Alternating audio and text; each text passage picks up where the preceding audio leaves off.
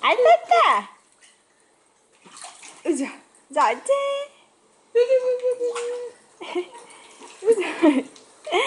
Chị bạn giỏi đấy con. Hôm nay có người ụp nước 2 lần nhờ. Lần sau mình tăng thêm 1 lần nữa nha. Quay đi. Quay đi. Apa? Tên à? À gu gu gu. À gu gu gu. Quay để chúng ta ăn sớm. Dạ. Không có lau được nha. Bơi giỏi, ăn giỏi, giỏi quá đi. Bơi đi.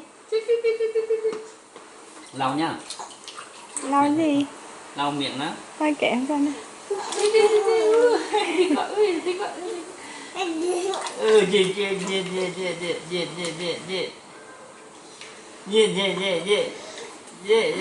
Tay này nước vào tay. Không sao.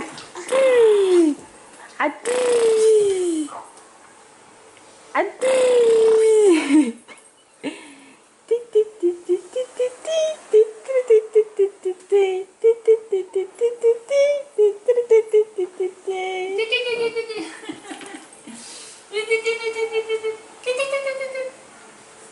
Chung một mẹ.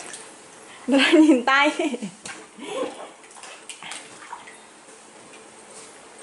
Lại đây, chị bảo lại đây nào. Lại đây con. Ê, anh lên đây, lại đây nào. Để cho cái này nè. Chị bảo với được không con? Với được không? Ui giời. Để cho chị bảo cái bát này. À kìa đây, bát của con đây.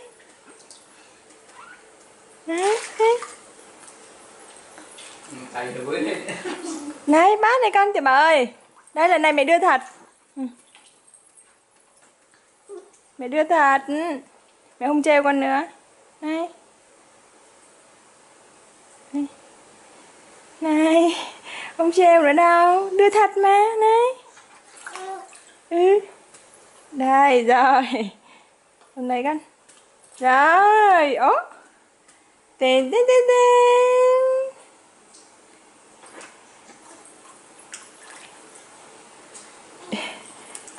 Bơi ếch à? Chị bảo bơi ếch ngửa.